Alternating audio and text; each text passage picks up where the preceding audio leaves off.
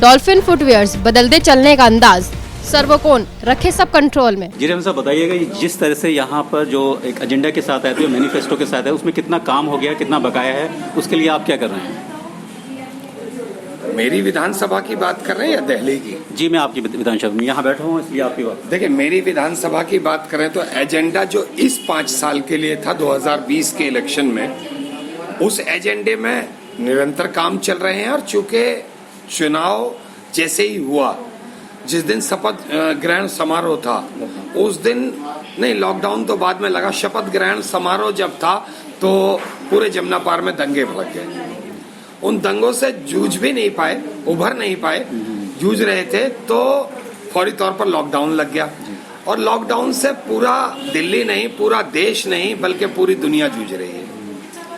तो निरंतर कोशिश है कि जो वादे पहले 2013 में जब सरकार बनी और जो वादे जनता से आम आदमी पार्टी ने किए उनको पूरा किया।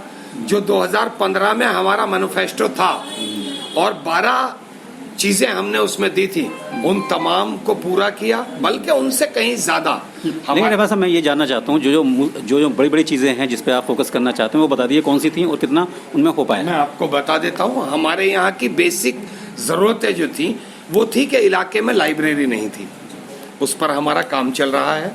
हमारे इलाके में हमारी कोशिश ये थी और हमने मैनिफेस्टो में भी कहा था कि हम अपने इलाके के अंदर एक ITI जरूर खुलवाएंगे, उस पर भी हमारा काम चल रहा है। हमने DDA को पत्राचार किया है और DDA से चूंकि एक जमीन जो हमारी नजर में थी वो जमीन नाकाफी है, 2700-2800 गज के आसपास है और उसके लिए 5000 गज प्लस चाहिए। तो DDA की एक लैंड शास्त्री पार्क में है। मैंने उनको लेटर लिखा है कि हमारे इलाके को एक ITI की सख्त जरूरत है और ये लैंड हमें अलॉट की जाए। तो उस पर हमारा काम चल रहा है और इंशाल्लाह जैसे ही हमें वो जमीन मुहैया हो जाएगी हम उस पर एक ITI बनाएंगे। हमारे इलाके में एक बेसिक जरूरत थी, चूंकि 93 से जब दिल्ली में विधानसभा बनी उसके कुछ दिन बाद ही इस इलाके में सीवर डाला गया और वो सीवर कुछ इस तरह से डला कि मैं समझता हूं कि अगर कहीं 50 मीटर पाइप जा रहा है तो 50 मीटर के बाद में 20 मीटर का पाइप ही गायब है बीच में से।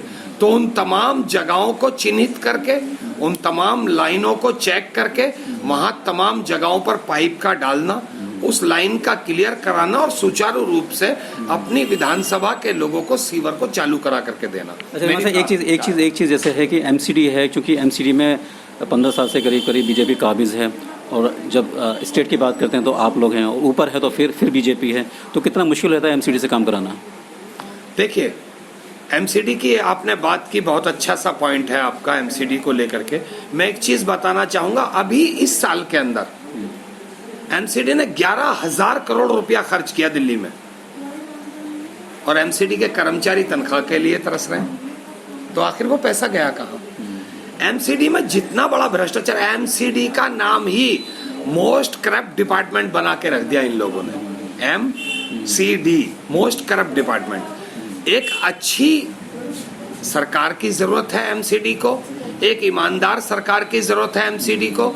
जिस तरह दिल्ली में अरविंद केजरीवाल जी ने आकर के दिल्ली के लोगों पर राज किया, दिल्ली के लोगों के लिए काम किया, उसी तरह MCD के अंदर भी जब आम आदमी पार्टी की सरकार बनेगी तो मैं समझता हूं कि लोगों को बहुत बड़ी राहत मिलेगी। और जो लोग आज हाउस टैक्स को लेकर के परेशान रहते हैं, जहां तक मेरा मानना है कि दिल्ली में आने वाली MCD की आम आदमी पार्टी की सरकार पूरी तरह से इसको लोगों के लिए माफ करेगी और वो तमाम काम जिनसे लोग आज MCD से परेशान हैं, तो आम आदमी पार्टी की सरकार जब दिल्ली में MCD में बन करके आएगी तो इंशाल्लाह किसी भी चीज के लिए किसी आदमी को परेशान नहीं होना पड़ेगा। उसकी वजह भी बता देता हूं, क्योंकि एक सच्चाई, एक ईमानदारी, ये दो चीजें ऐसे हथियार हैं जिनके चलते आज दिल्ली की शिक्षा का क्षेत्र देख लो, स्वास्थ्य का क्षेत्र देख लो, दिल्ली में किसी भी क्षेत्र में आ जाए, बिजली में देख लो, आप जो है महिलाओं के सफर को लेकर देख लो, लोगों के जो हेल्थ का इशू है उसको लेकर के देख लो, पढ़ाई को लेकर के देख लो, महिलाओं की, बुजुर्गों की, विधवाओं की, विकलांगों की जो पेंशन थी उसको लेकर के देख लो।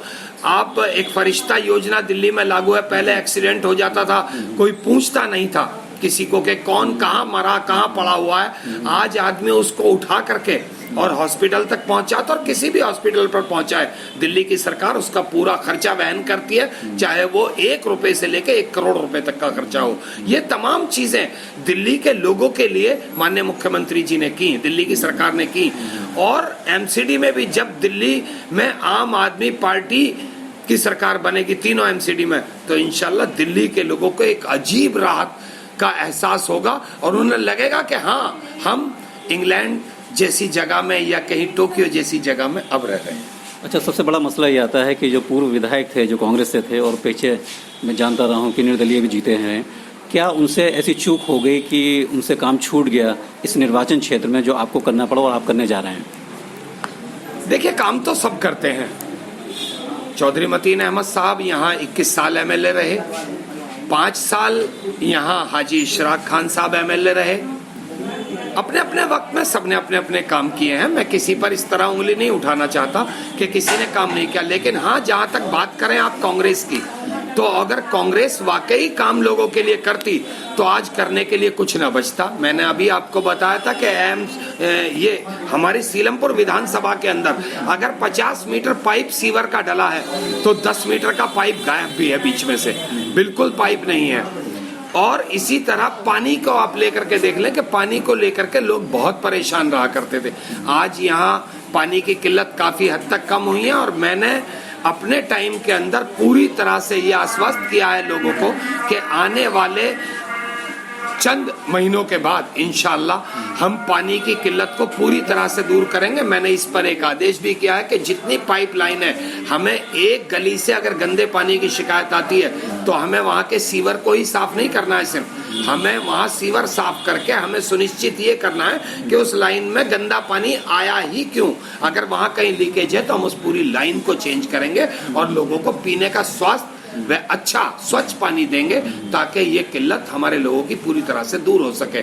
यहाँ की जो भी समस्याएं हैं, सिर्फ पानी और सीवर की बेसिक समस्या। एक हमारे यहाँ बड़ा हॉस्पिटल है, बड़ा तो मैं नहीं कह सकता, अभी तो छोटा ही है, लेकिन पूरी डिस्ट्रिक्ट में एक इकलौता हॉस्पिटल है, जगप्रवेश चंद। उस हॉस्पिटल में 200 बेड है।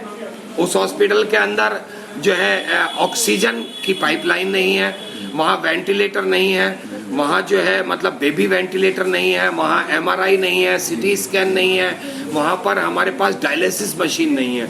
लेकिन मैं आपको बता देना चाहता हूँ कि उसके लिए भी हमने इतनी कोशिश की है कि उसका टेंडर हो गया है और अब इंशाल्लाह 550 बेड का उस हॉस्पिटल को बनाकर वहाँ गैस की pipeline, baby ventilator, CT scan, MRI और डायलिसिस मशीनें और जो भी एक बड़े हॉस्पिटल के अंदर फैसिलिटीज होती हैं, वो तमाम फैसिलिटीज हम जगप्रवेश चंद हॉस्पिटल के अंदर जल्द से जल्द लेकर के आएंगे और 550 बेड का इसको करके लोगों को समर्पित करेंगे। अच्छा, आखिर में एक चीज़ बताइए कि क्योंकि ये सीट आपकी खाली होती है, ऊपर चले गए आप, मतलब विधायक बन गए, अब उस सीट के लिए जो आने वाली इलेक्शन है जो बहुत नज़दीक है, उसके लिए क्या रणनीति रहेगी इस बार और किससे आपको थोड़ा बहुत अगर खुटका लगता है तो कहाँ से लगता है? सर, खुटका कहीं नहीं है, लोग देखना भी नहीं चाहते किसी की तरफ। जहां तक मैं समझता हूं, आप देखें मेरा चुनाव हुआ, 2 दिग्गज लोग, एक जो 21 साल विधायक रहे वो मेरे सामने चुनाव लड़ रहे थे, जो 5 साल विधायक रहे वो भी नाराज होकर के उनकी सपोर्ट में जाकर के खड़े होकर उनको चुनाव लड़ाया। उनके पूरे परिवार ने और खुद हाजी इशराक खान साहब ने उनको सपोर्ट किया और दोनों एमएलए ने मिलकर के भरपूर कोशिश की। उसके बाद लोगों ने उनकी जमानत जब्त करा दी। ये इस वजह से नहीं कि मेरे अंदर बहुत खूबियां हैं, ये इस वजह से कि उन्हें एक विश्वास जगा आम आदमी पार्टी में, माननीय अरविंद केजरीवाल जी में, दिल्ली के मुख्यमंत्री में, दिल्ली की सरकार में एक विश्वास था कि यहाँ आम आदमी पार्टी का नुमाइंदा आएगा तो लोगों के लिए काम होंगे। जितने काम दिल्ली की सरकार ने अब तक किया उनसे कहीं ज्यादा बढ़कर और हमें सहूलतें मिलेंगी। इस विश्वास के साथ लोगों ने मुझे 40,000 वोटों से एक ऐसा वोटों का आंकड़ा दिया कि आज तक कोई इसे पार ही नहीं कर पाया। इन 7वीं विधानसभा की बात कर रहा हूँ, 7वीं विधानसभा में, और जो पहले से 6 विधानसभाएं गई हैं, ना इतने वोटों से कोई जीता और ना इतने वोट आज तक किसी को मिले।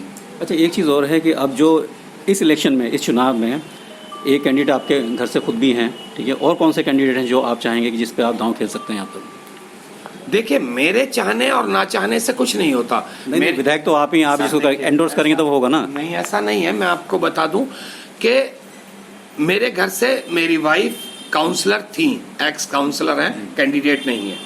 एक बात तो ये कि वो एक्स काउंसलर थी और इंडिपेंडेंट यहाँ चुनाव जीती थी, और उस वक्त में जीती थी जब यहाँ कांग्रेस का बोलबाला था। इंडिपेंडेंट चुनाव जीती और 6,000 वोटों से वो चुनाव जीती। एक नया कीर्तिमान साबित किया उन्होंने यहाँ जीतकर। लोग उन्हें पसंद करते हैं, ये अलग बात है कि वो लोगों के बीच रहती हैं, लोगों का काम करती हैं, लोग उन्हें पसंद करते हैं। लेकिन जहां तक टिकट का सवाल है तो वो मेरी पार्टी पर निर्भर है। मेरी पार्टी के जो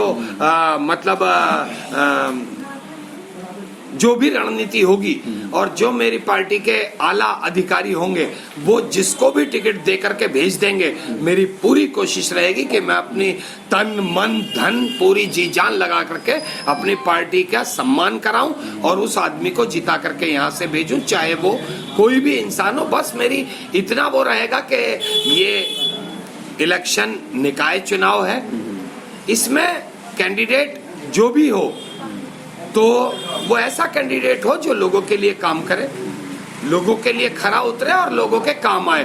क्योंकि हम भी आज तक यही समझते आए हैं, और इसी पर, क्योंकि हम जब यहाँ पहली बार मेरी वाइफ जीती, हमने लोगों के लिए काम करना शुरू किया। उसके बाद उसके नतीजे में लोगों ने मुझे जिता दिया, जबकि दोनों ही एमएलए मेरी मुखालफत में चुनाव लड़ रहे थे। हाजी इशराक खान जो आम आदमी पार्टी से एमएलए थे, उन्होंने अपने दामाद को एमआईएम से उतार दिया मैदान में, उनके दामाद चुनाव लड़ रहे थे। चौधरी मतीन अहमद साहब जावेद बर्की के नाम को लेकर के खुद उस चुनाव को फाइट कर रहे थे, और अल्लाह ने उस वक्त भी इलाके के लोगों के दिलों में डाला, बल्कि लोगों ने आसमा के किए हुए कामों को सराह करके मुझे वो चुनाव जिता दिया। अब उस चुनाव के बाद मैं और आसमा ने दोनों मिलकर के जो भी किया, तो अल्लाह का शुक्र और एहसान है कि लोगों ने अपनी मोहब्बतों के साथ, बल्कि मैं तो कर्जदार हूँ, सीलमपुर के लोगों का एहसानमंद हूँ कि इतने बड़े मार्जिन से और इतना विश्वास उन्होंने दिखाया कि मैं ये 5 साल ही नहीं, अगर अपनी पूरी जिंदगी भी उनकी खिदमत में लगाऊं तो मेरे लिए कम। तो ये चुनाव जो आ रहा है, त्रिकोणीय मुकाबला मानते हैं इसमें कहीं ना कहीं? ना, कहीं भी नहीं है। इंशाल्लाह एक तरफा आम आदमी पार्टी का कैंडिडेट जीतेगा और दिल्ली की 5 सीटें जीतेंगी। शुक्रिया, शुक्रिया. And this was Abdur Rahman. He was elaborating on certain aspects with regard to education, hospital, and SIVA and all this thing. And he was so confident about the election coming up. Let's see how the land lies over here, and by then we have to wait for that. This is Sufi for Face Media.